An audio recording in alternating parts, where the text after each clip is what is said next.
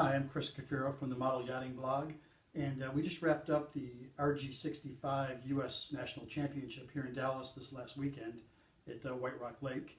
And during the racing, there was a kind of an interesting phenomenon that particularly affected this class of boats.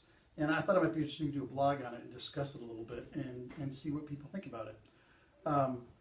This is one of our RG-65s. If you followed the blog, you've watched us build this. This is my son Andrew's boat.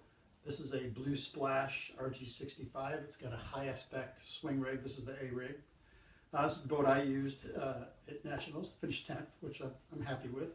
The weather conditions at the regatta were very light. The wind was always below 10, pretty much. The waves were not, the wave height was fairly low, but the wave length was fairly short. So there was quite a bit of a swell. I think you can kind of see where I'm going with this. What happened is, in a long wavelength, the boat will go up and over and down, and it'll power through. But when the wavelength is short, it's going to pitch back and forth like this. And as it pitches, you can see that snapping effect. It's dumping power out of the sails. So with that short wavelength, and the boat doing a kind of a pitching motion, was almost nauseating to watch at some points. The boats would depower. Now, obviously, in a longer boat, say a 1 meter, an IOM, or something longer, you wouldn't have this quite so pronounced, or maybe a heavier boat. But a lot of guys had trouble either in the tacks or accelerating, getting powered up when the sails were being depowered by this kind of violent pitching motion. And we talked about some ways that you might try to avoid that. And I think it's an interesting area for discussion. One thing that people commented on was maybe the distribution of weight.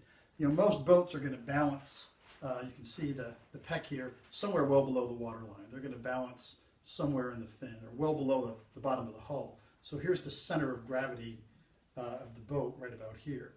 So their argument was, well, if I don't like the way the boat's pitching, I'll load some weight in the ends. Eric Rosenbaum, who's designed a number of RG-65s and kind of influential in the U.S. class, former U.S. champion, pointed out this would have the opposite effect. Okay, because these boats are so light in the ends, putting weight in the ends would have a teeter-totter effect and would just make the pitching more severe. What happens, of course, is a small amount of movement at deck level.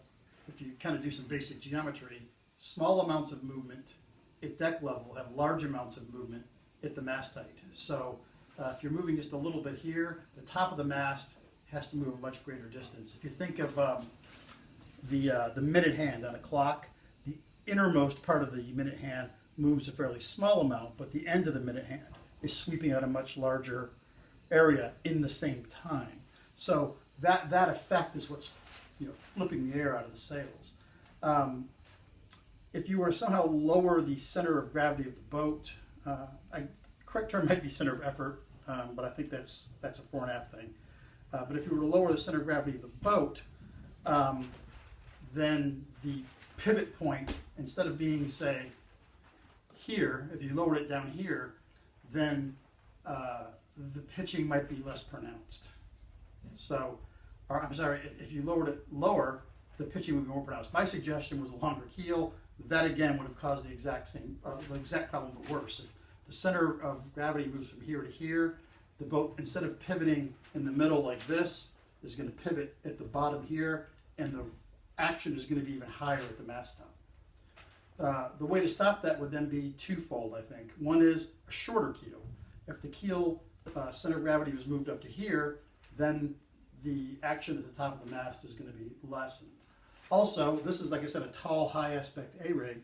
If I went with a B rig, so it's about maybe this tall, again, there wouldn't be as much action. So I think the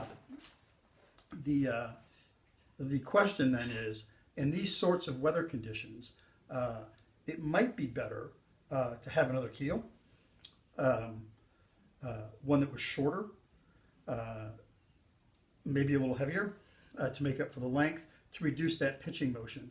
Another alternative, or in conjunction with that, would be to use a shorter rig. Maybe have an A rig that's not quite so high aspect.